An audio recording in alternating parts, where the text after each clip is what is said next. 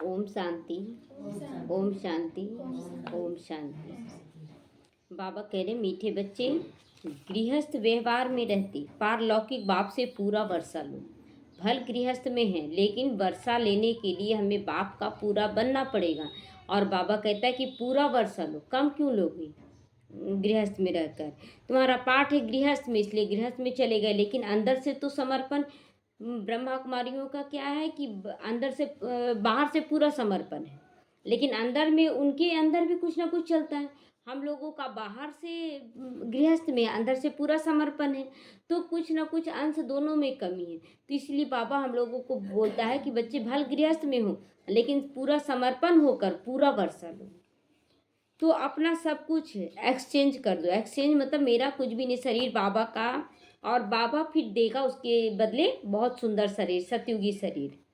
यह बहुत बड़ा व्यापार है, ये बहुत बड़ा व्यापार है। आप जो लगाएंगे उसी का 100 गुना होकर वापस मिलेगा, जो लगाएंगे। तो क्यों ना हम तन मन धन समय श्वास संकल्प सब कुछ लगा दें। प्रश्न है, ड्रामा का राज ज्ञान किस बात में तुम बच्चों को बहुत मदद करता है। उत्तर है, जब शरीर में कोई बीमारी आती है तो ड्रामा का ज्ञान बहुत मदद करता है, क्योंकि तुम जानते हो ये ड्रामा हूबहू रिपीट होता है। तो मन में आता है विचार कि फिर से ऐसा ही होगा। तो देखिए, जैसा अगर बीमारी आया, आप बहुत ज़्यादा याद करने लगे, तो याद करने से जमा हुआ और जो बीमारी है उसका पुराना पाप कट गया। तो ये दोनों में कल्याण हुआ कि नहीं। पुराना कट भी गया और आप ज़्यादा याद करने लगे तो आपको बहुत ज़्यादा जमा भी हो गया, तो ये कल्याणकारी है। तो ये ड्रामा जब कल्याण समाया हुआ तो हम क्यों नहीं चाहेंगे कि बार बार रिपीट हो। तो इसमें रोने पीटने की कोई बात नहीं। कर्मों का हिसाब किताब चुकतू तो होना है। 21 जन्मों के सुख की भेंट में ये दुख के कुछ भासता नहीं। बाबा कहता है 21 जन्म का सुख अगर सामने रखेंगे तो ये कितने समय का दुख है, बहुत कम समय का है।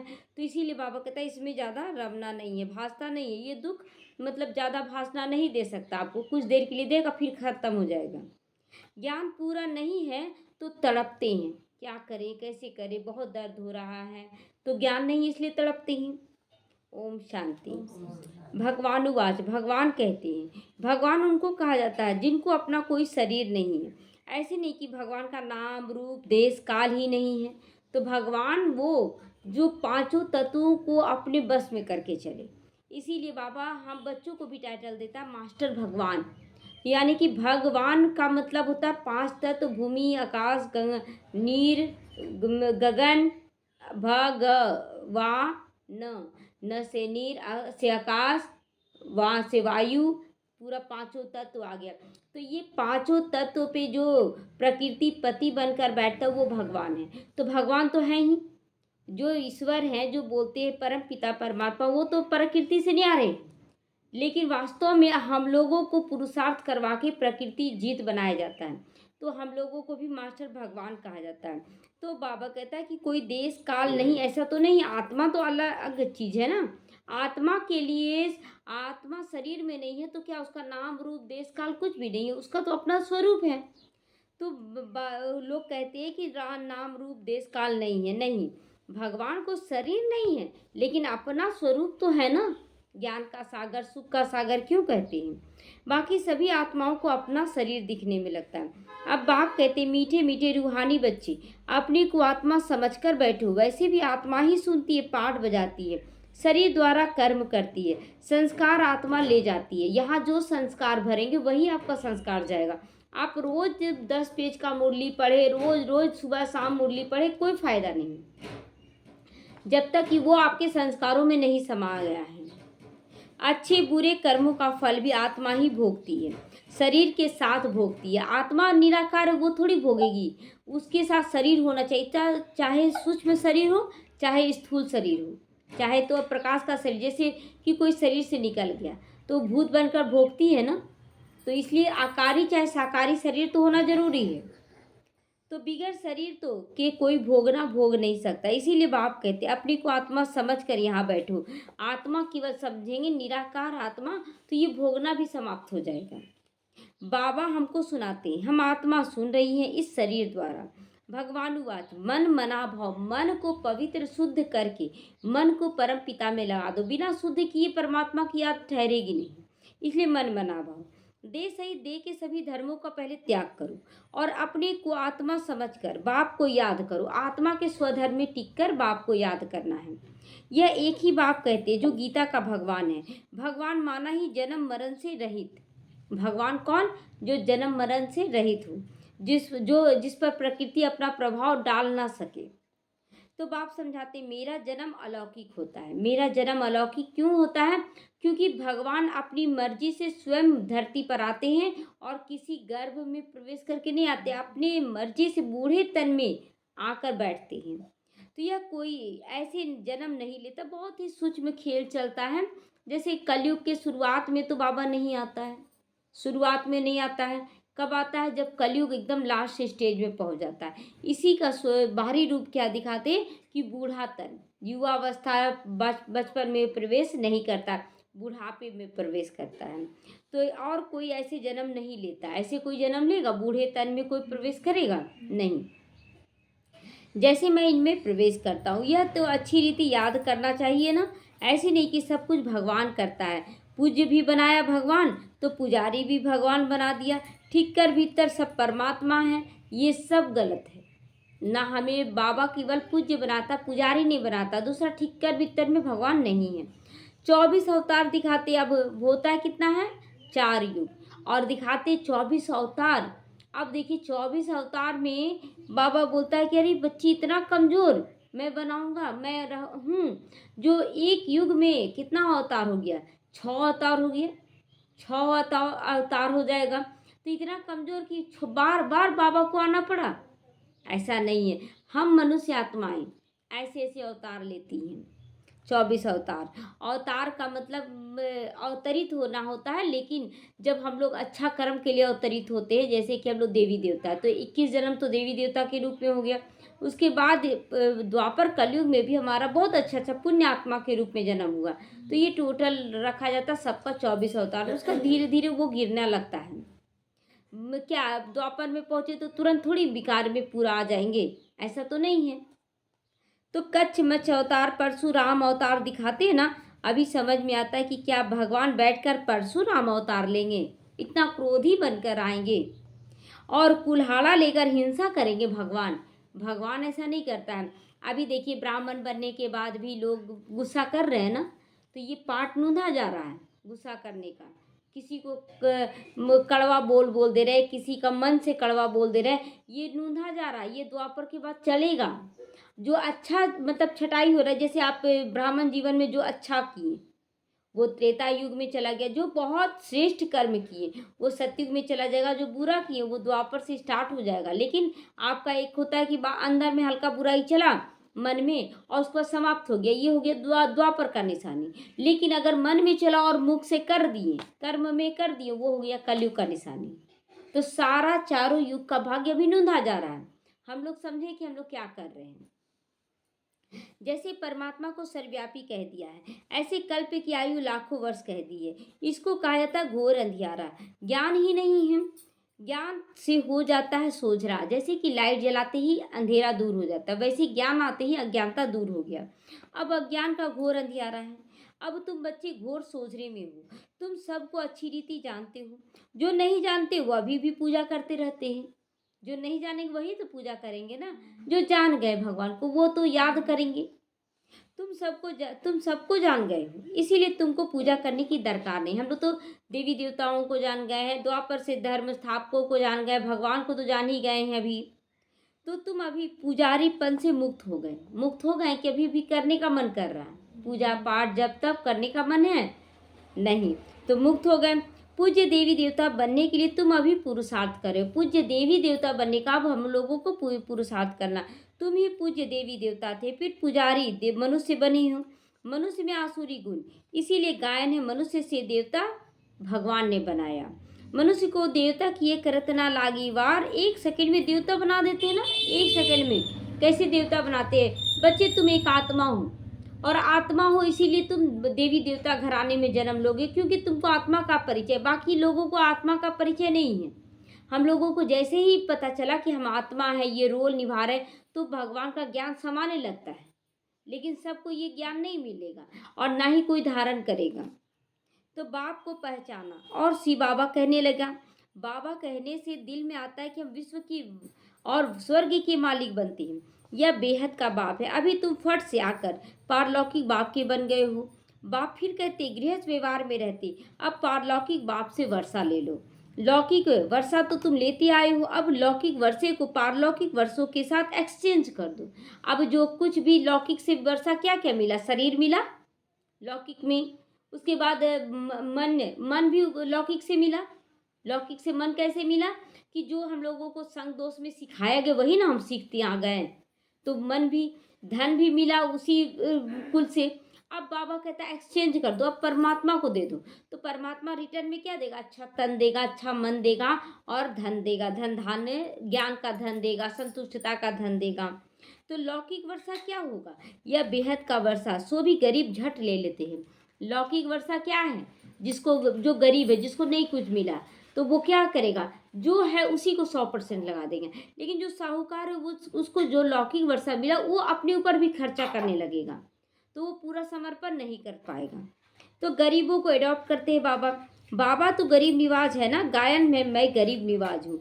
भारत सबसे गरीब है, मैं आता भी हूँ भारत में। इनको आकर साहूकार बनाता हूँ, किनको, गरीबों को। भारत की महिमा बहुत भारी है, यह सबसे बड़ा तीर्थ है, भारत सबसे बड़ा तीर्थ है। परंतु कल्प की आयु लंबी कर देने से बिल्कुल भूल गए हैं। समझते हैं भारत बहुत साहूकार था, अब गरीब बना है। आगे अनाज आदि सब यहाँ से विलायत में जाता था। भारत में इतना अनाज उगाया जाता था कि विलायत में जाता था। अभी समझते हैं भारत बहुत गरीब है, इसलिए मदद देते हैं, विदेशी भी मदद करते हैं। ऐसे होता है जब कोई बड़ी असामी फेल हो जाती है तो आपस में फैसला कर उनको मदद देते हैं ना। जैसे कि कोई कहीं पर अकाल पड़ गया तो लोग दूसरे देश वाले मदद करते, नहीं अकाल पड़ा चलो भेज देते हैं। तो बाबा कहता है आपस में असामी फैलती है तो मदद देती है।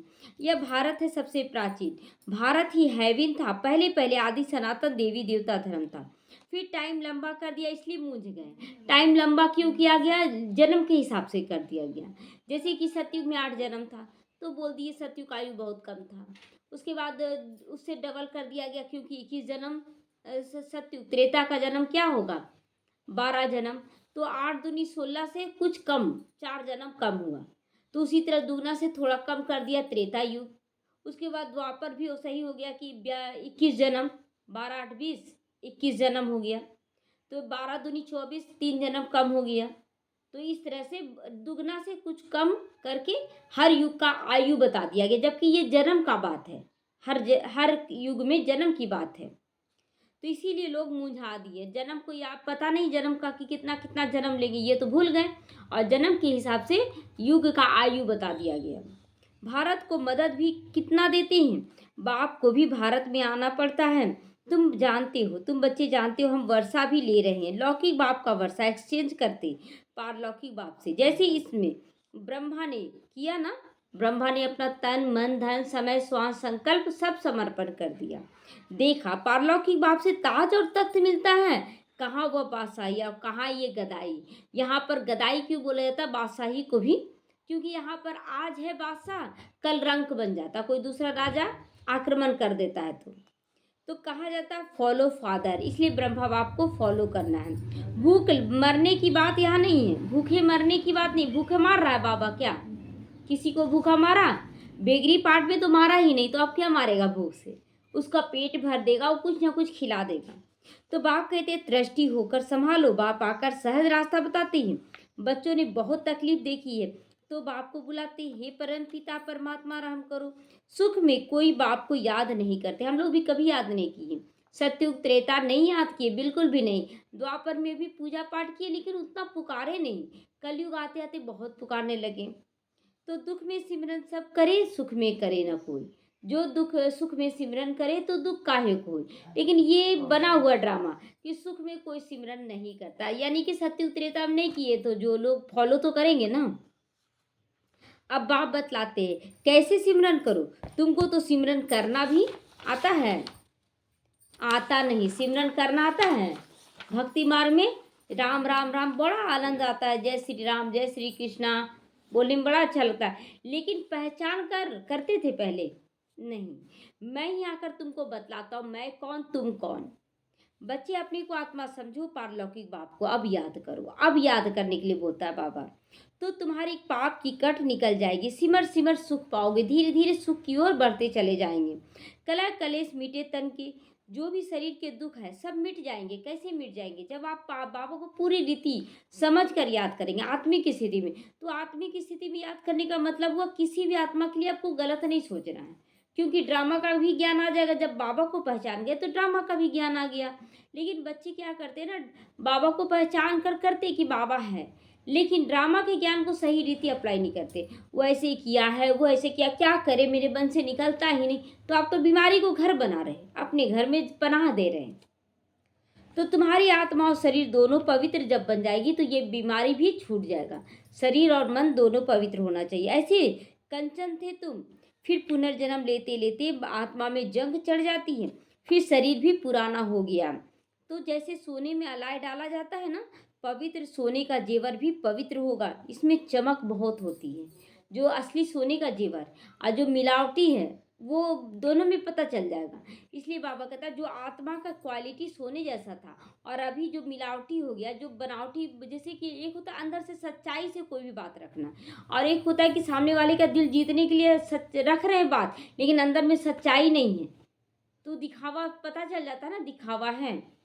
तो अलाय वाला जेवर काला हो जाएगा, ये भी मान कर चलना है कि अलाय वाला जेवर काला हो जाएगा। यानी कि अगर हम दो दो चेहरा लेकर चल रहे हैं, अब बाहर से बहुत अच्छा अंदर से बुरा, तो अंदर वाला जो बुरा है ना वो बाहर वाला को भी काला कर देगा, वो बहुत दिनों तक टिक नहीं सकता है। इसीलिए बाबा कहता है अलाय वाला जेवर काला हो जाएगा। देखते हैं ना, सोने का पानी चढ़ा रहता है, उसको थोड़ा दिन पहनिए पानी उतर जाता है, वाइट होने लगता है, काला होने लगता है। तो उसी तरह अगर आप सोने का पानी यानी कि स्वरूप, देवी देवता का स्वरूप बाहर से लेकर चल रहे, सफ़ेद पहन रहे हैं, बाहर से दिखा रहे बहुत मीठा, अंदर से पूरा कड़वाहट है, तो आज ना कल पूरा काला बनेगा ही। तो बाप कहते तुम्हारे में खाद पड़ी हुई है, उसको पहले अभी निकालो, अंदर वाला खाद निकालो अंदर से। कैसे निकलेगा? बाप से योग लगाओ। नहीं सोच रहे कैसे निकलेगा, बार बार व्यर्थ चल जाता है नेगेटिव, तो बाबा से योग लगाना है। पढ़ाने वाले के साथ योग लगाना होता है ना। यह तो बाप, टीचर और सदगुरु सब कुछ है, उनको याद करो, तुम्हारे विक्रम विनाश हो जाएंगे। और तुमको पढ़ाते भी हैं बाबा, पतित पावन सर्वशक्तिमान, तुम मुझे याद करते रहो, तुम मुझे ही कहते हो। कल्प कल्प बाप ऐसे ही समझाते, हर कल्प ऐसे ही समझाते। हम लोग जितना समझना रहता उतना ही समझते हैं। मीठे मीठे सीख लेते बच्चे, 5,000 वर्ष के बाद आकर तुम मिले हो, इसीलिए तुमको मैं सीखी लदा करता हूँ। बहुत सीख और प्रेम से खोजे हैं हम तुमको, और तुम मिले हो। अब इस बेहद का अहंकार छोड़ो, आत्माभिमानी बनो। बेहद का अहंकार ही आ जाता है ना, हम बहुत अच्छे हैं, हम बहुत बड़े हैं, हम तो ऐसा कर रहे हैं, ये सब अहंकार का बात है। आत्मा का भी ज्ञान दे दिया, जो बाप बिगर कोई दे नहीं सकता। तुमको आत्मा का ज्ञान दे दिया। आत्मा क्या चीज़ है? तो कोई मनुष्य नहीं जिसको आत्मा का ज्ञान हो। सन्यासी उदासी कोई गुरु गोसाई को नहीं जानते हैं। अब वो ताकत नहीं रही है, सबकी ताकत कम हो गई है। सारा झाड़ जड़ जड़ी भूत अवस्था को पाया हुआ है। सारा झाड़ जड़ जड़ी भूत अवस्था मतलब सूखा काटा हो गया है। एक चिंगारी लगा देना आग लग जाता है लोगों को। मतलब थोड़ा सा कुछ बोल दे ना कमी तो आग लग जाता है। तो अब फिर नई राजधानी स्थापन होती है। बाप आकर वैरायटी झाड़ का राज समझाते, कहते हैं पहले तुम राम राज्य में थे, फिर जब तुम वाम मार्ग में जाते हो तो रावण राज्य शुरू हो जाता है, और धर्म फिराने लगती हैं, भक्ति मार्ग शुरू हो जाता है। आगे तुम भी नहीं जानते थे ये कैसे स्टार्ट हुआ। कोई से जाकर पूछो तुम्हारा रचयिता और रचना आदि मध्य अंत को तुम जानते हो, तो कोई नहीं बताएगा। हिंदू बताएगा कि हमारा रचयिता कौन है, आदि मध्य अंत कुछ नहीं बताएगा। हम देवी देवता में कैसे थे, नहीं। बाप भक्तों को कहते हैं तुम ही जज करो सही क्या है गलत क्या है। बोर्ड पर लिख दो। एक्टर होकर ड्रामा के डायरेक्टर, क्रिएटर, प्रिंसिपल एक्टर को नहीं जानते हो, ऐसे एक्टर को क्या कहेंगे? जब कुछ जानते ही नहीं तो क्या जानेंगे?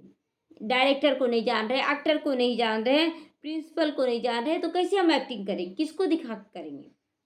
हम आत्मा यहाँ भिन्न भिन्न शरीर लेकर पाठ बजाने के लिए आते हैं। जरूर ये नाटक है ना, तभी तो पाठ बजा। आज एक शरीर छोड़ते दूसरा लेते, उसमें नाटक में पाठ बजाते हैं। गीता है माता, गीता है माता, ये ज्ञान क्या हो गई? माता बनकर पालना दे रही है ना, डेली ज्ञान सुनाकर। शिव है पिता, बाप है पिता, बाकी सब हम सब रचना है। गीता नई दुनिया को क्रिएट करती है। ये जो ज्ञान है नई दुनिया को क्रिएट ही तो कर रही है ना। नई दुनिया में जा रहे हैं, नया दुनिया, देवी देवताओं का दुनिया रच रहे हैं।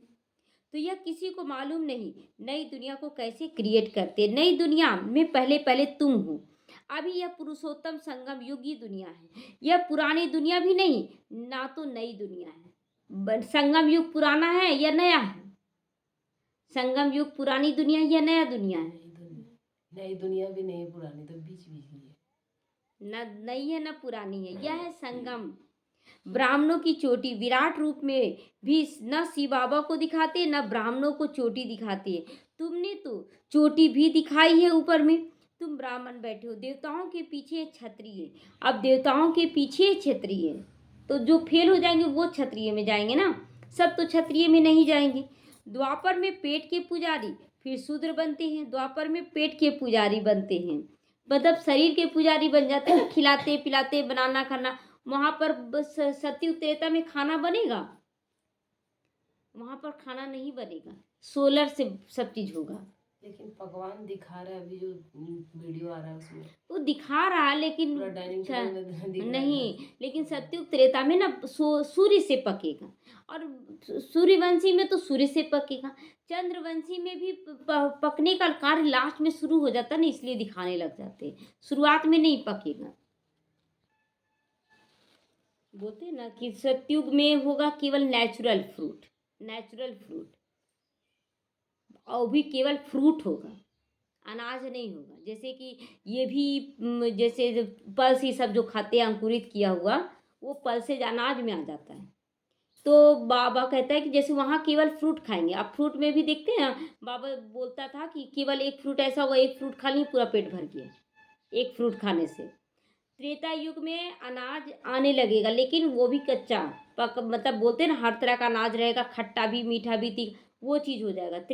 द्वापर युग में बनना शुरू हो जाएगा, लेकिन मीठा भोजन ज़्यादा करके बनेगा, वहाँ तीखा नहीं बनेगा, बिल्कुल भी तीखा नहीं बनेगा। फिर कलयुग में आएंगे तो तीखा उखा सब बनने लगे, तीखा लोग पसंद करेंगे हर तरह का।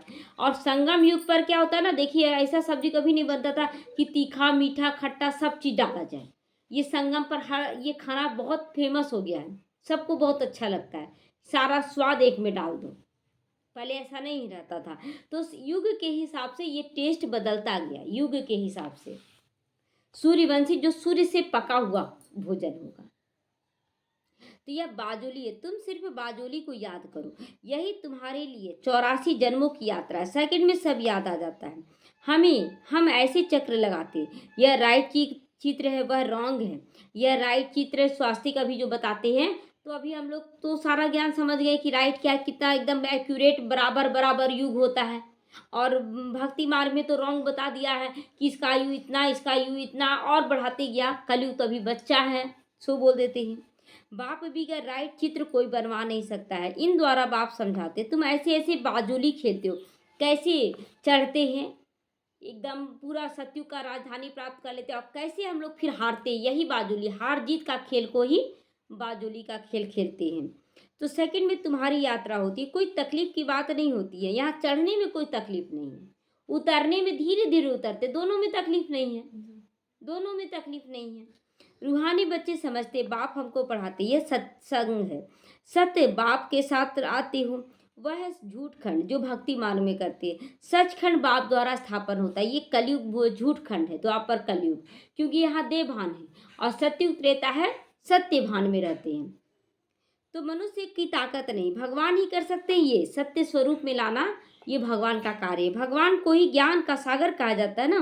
तो मनुष्य ये भी नहीं जानते कि यह परमात्मा की महिमा है। सागर कहना, वह शांति का सागर तुमको शांति दे रहा है। सुबह को तुम ड्रिल करते हो, अमृत वेले में शरीर से न्यारे होकर बाप को याद करते हो। यहाँ तो तुम आते हो जीते जी मरने के लिए। जब संगम युग में आते हैं, बाबा के पास आते हैं, हम लोग जीते जी मरने के लिए आते हैं कि मैं आत्मा हूँ, ये समझना ही तो देवभान से मरना है ना। तो बाप पर न्यौछावर हो जाते हो। यह तो पुरानी दुनिया, पुराना चोला है, इससे जैसे नफरत आने लगती है। इनको छोड़कर जाए। शुरुआत में क्या होता है कि बहुत ज़्यादा विघ्न आता है तो बोलते हैं बाबा हमको ले चलो, अब यहाँ नहीं रहना है, ले यही बोलते हैं ना इस दुनिया में रहने लायक नहीं है। तो नफरत आता है तो वैराग्य आता है। अब बोलते बच्चे ये सब कुछ हमको दे दो और तुम अब रहो, निश्चिंत होकर रहो। जब तुम्हारा कुछ है ही नहीं तो चिंता किस बात का। तो चिंता को छोड़ देते हैं। ये वैराग्य लाने के लिए पहले होता है विघन, फिर चिंता छोड़ते हैं। तो कुछ भी याद ना आए ऐसा स्थिति बना लो तो जन्म तुम्हारा बदल जाएगा यहीं पर। सब कुछ भूला हुआ, शुरू में बोलता था बाबा भूल जाओ, लेकिन भुला तो नहीं पाते थे। लेकिन जैसे जैसे आत्मा हूँ ये पक्का करते गए तो अब भूलना आसान हो गया। कौन क्या है, कहाँ है, कैसे है, कुछ याद नहीं, बस कहीं गए वहां के बन के चले गए। तुम कहते हो भगवान ने हमको सब कुछ दिया है, अब उनको दे दो। अब जब भगवान दिया है तो उनको दे दो सब कुछ। तन मन धन तुम्हारा है जो चिंता करते हो। भगवान फिर तुमको ट्रस्टी बनकर संभालने के लिए कहते हैं। तुम्हारे बैंक में सारा पैसा दिया जाता है, हक तो नहीं है, उसको उतना ही हक है जिसका उसका पे बनता है। उसी तरह बाबा कहता है तुमको जितना हम देते उसमें संतुष्ट रहो। बाकी ये नहीं कि बहुत ज़्यादा धन देख ले रहे हो तो तुम मेरा है मेरा करने लगो, यही गलती है। तो ट्रस्टी तुम बनते हो, फिर पाप नहीं करोगे, मतलब चोरी डकैती तो नहीं करेंगे ना, जो मिल रहा है उसमें संतुष्ट रहेंगे।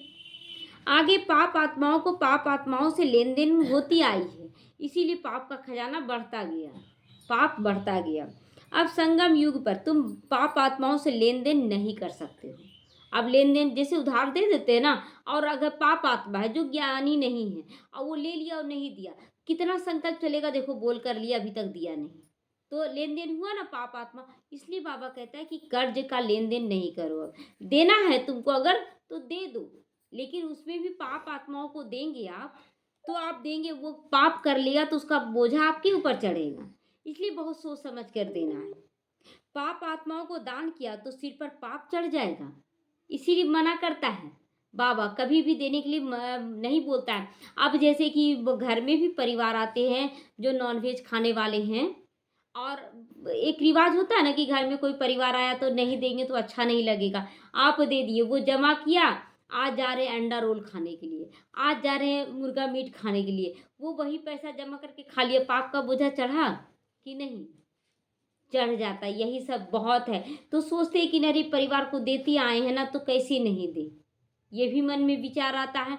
तो बाबा को एक युक्ति आ चले हम लोग कि जब भी देने का बारी आए तो पहले बाबा के आगे रख दे कि बाबा ये आपका धन है और आप अपने हाथों से दिलवा रहे, तब उस धन से आपका वो बुरा काम नहीं करेगा, वो बाबा उसकी बुद्धि को टच करेगा। तो ये युक्ति हम लोगों को रचना है। करते हो ईश्वर अर्थ और देते हो पाप आत्मा को, ये भी बाबा क्लियर करा दे। कहते हो कि ईश्वर अर्थ दे रहे हैं और देते हो पाप आत्माओं को, वो पाप कर देते हैं। बाप कुछ लेते थोड़े ही हैं। बाप कहते हैं जाकर सेंटर खोलो, अगर पैसा है तो जाकर यज्ञ में सेवा कर दो, लेकिन पाप आत्माओं से लेन देन मत करो, तो बहुतों का कल्याण हो जाएगा, तो तुम्हारा पुण्य का खाता बढ़ जाएगा। बाप समझाते जो कुछ होता है हूबहू ड्रामा अनुसार रिपीट होता ही रहता है, इसमें रोने पीटने से दुख की करने की बात नहीं है। बाबा कहता तुम रोगे पीटोगे तो क्या हो जाएगा, लेकिन जो पाप बीमारी आ गया तो चिल्लाएंगे तो क्या बीमारी तुरंत ठीक हो जाएगा, उसको इलाज करना होगा ना। तो कर्मों का हिसाब किताब ही चुकतू होना है। अच्छा ही है चलो चुकतू हो रहा है। वैद्य लोग कहते हैं बीमारी सारी उथाल खाएगी। पहले का वैद्य लोग जो था ना, आयुर्वेदिक होम्योपैथिक दवाई देता था, तो उससे क्या होता था, बीमारी और उपला जाता था। तो वही बाबा कहता है कि वैद्य लोग कहते थे कि बीमारी और उथल खाएगी, ये दवाई खाओगे, अकबकाना नहीं। उसी तरह शिव बाबा वैद्यनाथ है, तो बोलता है कि बच्चे ज्ञान में आओगे तो तुम्हारा छुपा हुआ बीमारी भी निकलना शुरू हो जाएगा, और तुम कहोगे कि बाबा जब से बने और ज़्यादा सब कुछ खराब हो रहा है। खराब नहीं हो रहा, खराब था अंदर में, वो निकल जा रहा है। तो बाप कहते रहते हैं रहा हुआ हिसाब किताब चुकतू करना है, या तो योग से करो या फिर सजाओ से चुकतू करो। तो योग क्या है कि किसी के लिए भी गलत सोच रहा ही नहीं, वो 4 गाली भी दे दे, आपको कुछ नहीं बोलना, बोलना बहुत अच्छा हो रहा है, तब जाके चुकतू होता है। जब चुकतू नहीं कर पाते, अरे ऐसा है बोलते रहते, तो बीमारी द्वारा चुकतू करो। फिर सजाएं तो बहुत कड़ी हैं, उसमें बेचारी आदि बीमारी आदि चुकतू होता है तो बहुत अच्छा। वह दुख 21 जन्मों के सुख की भेंट में भासता नहीं। बाबा कहते ना अभी जो दुख है ना मात्र कुछ सेकंड के लिए, फिर तो 21 जन्म 150 साल का एक जन्म होगा, इतना सुख भोगेंगे, तो भासता नहीं। क्योंकि सुख बहुत है और दुख बहुत थोड़ा है। ज्ञान पूरा नहीं होता है ना तो बीमारी में तड़पते रहते हैं। बीमारी पड़ते ही भगवान भगवान कह के बहुत याद करते हैं। वह भी चलो अच्छा है कि बहुत याद करें बीमारी में। एक को ही याद करना है, लेकिन इसमें वह है समझाते रहते, वह भी समझाते हैं बाबा कि बच्चे एक को याद करो। अब क्या होता है कि जब बीमारी आता है तो कभी उसको याद कर दे धारी को, अरे तू इलाज करा देता, बेटा है मेरा सुनता नहीं है, इलाज नहीं करा रहा, पति है सुनता नहीं है, इलाज नहीं करा दे रहा। तो ये क्या है, अनेकों की याद हो गई ना। कभी उस देवी देवता के पास गए, उस चढ़ाने गए, कभी उस डॉक्टर के पास गए, क्योंकि विश्वास का कमी है। इसीलिए लोग अभी भाग रहे हैं, भाग रहे हैं। जिस दिन चारों तरफ से थक जाएंगे ना तब बोलेंगे अब कहीं नहीं जाएंगे। अभी भी लोग भागने के लिए तैयार हैं कि आज यहाँ जाएंगे दिखाने के लिए, आज यहाँ जाएंगे दिखाने के लिए। लोग भेलौर से घूम कर आ जाते हैं, अब ठीक नहीं होता बीमारी। तो ये सब हिसाब किताब है, जब तक हिसाब किताब रहेगा आपको चुकतू करते रहना होगा। तो बाबा बार बार समझाते रहते। वो लोग गुरुओं को याद करते, अनेक गुरु हैं, एक सदगुरु को तुम जानते हो, वह ऑल माइटी अथॉरिटी। हम लोग एक ही सदगुरु को जानते हैं, शिव बाबा को, जो अथॉरिटी है, जो पूरे विश्व को बदलने का ताकत रखता है। बाप कहते मैं इन वेद शास्त्रों आदि को जानता हूँ, इन वेद ग्रंथों आदि को जानता हूँ। यह सब भक्ति की सामग्री, इनसे कोई मुझे प्राप्त नहीं कर सकता है। बाप आते ही हैं पाप आत्माओं की दुनिया में। वह पाप आत्माएं कहाँ से आई, यहाँ पाप आत्मा कहाँ से आ गई, कहाँ से आया, घास फूस कैसे उग गया बिना बीज के, कोई पूछ सकता है। जहाँ आप परती छोड़ देंगे जमीन को, घास फूस उगने का नियम है। उसी तरह पाप कैसे हो जाता है, जब आप पुण्य नहीं करते तो पाप तो जरूर होगा ना। जब आप अच्छा नहीं सोचते तो बुरा तो सोचेंगे ही।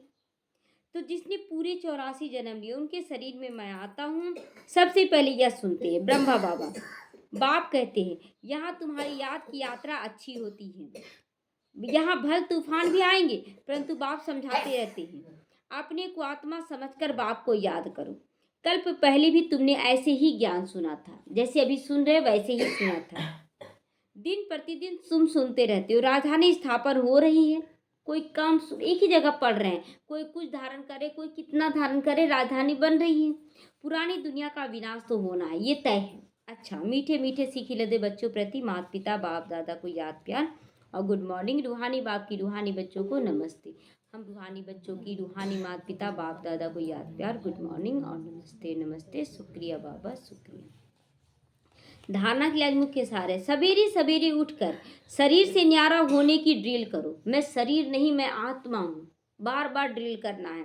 पुरानी दुनिया, पुराना चोला कुछ भी याद ना आए, पुराना शरीर याद ना आए, पुरानी दुनिया में कुछ भी हो रहा, बेटा ऐसा कर रहा, बेटी ऐसी करी, पति ऐसे करा, परिवार कुछ याद ना आए, सब कुछ भूला हुआ हो एकदम। मैं आत्माओं से संगम युग पर पाप आत्माओं से लेन देन, संगम युग पर पाप आत्माओं से लेन देन नहीं करनी है। आज से क्लियर करना है कि लेन देन नहीं। हाँ, उसको ज्ञान दीजिए, ज्ञान से आ रहा तो ठीक। तो कर्मों का हिसाब किताब खुशी खुशी से चुकतू करना, रोना पीटना भी नहीं है। आज से सब कुछ बाप पर न्यौछावर कर ट्रस्टी बनकर संभालना है। बाबा बैंक मैनेजर की तरह सब कुछ आपको मिलेगा, करोड़ों धन, लेकिन आपका करोड़ों पे अधिकार नहीं है, ये सोचकर चलना है। वरदान महसूसता की शक्ति द्वारा स्व परिवर्तन करने वाले तीव्र पुरुषार्थी भवा। देखते हैं ना कि परिवार में लोग आपको मान नहीं दे रहे हैं, आपका कहना नहीं मान रहे, तो महसूस होता है ना कि कोई नहीं अपना है। तो इस महसूसता की शक्ति से धन रहते हुए हमें सुख नहीं मिल रहा, सब खत्म हो जाता है, तो महसूस हो रहा है। तो इस महसूसता की शक्ति द्वारा अपना परिवर्तन करो। क्या, मैं देह नहीं, मैं आत्मा हूँ, मैं बाप की संतान हूँ, मुझे जाना है। तो ये सब लेकर नहीं जाएंगे, हम केवल श्रेष्ठ कर्म लेकर जाएंगे। तो कोई भी परिवर्तन का सहज और आधार महसूसता की शक्ति ही है। तो है ना, महसूस किए कि हमको ये करना है तो कर लेते हैं। जब तक महसूसता की शक्ति नहीं आती तब तक अनुभूति नहीं होती, और जब तक अनुभूति नहीं तब तक ब्राह्मण जीवन की विशेषता का फाउंडेशन मजबूत नहीं। जब तक मजबूती नहीं आएगा ना, आप मजबूत फाउंडेशन तैयार नहीं कर सकते हैं। उमंग उत्साह की चाल नहीं रहेगी। चल रहे हैं, बाबा बाबा कर रहे हैं, लेकिन वो महसूस नहीं होगा जब तक आप डिटैच नहीं होंगे।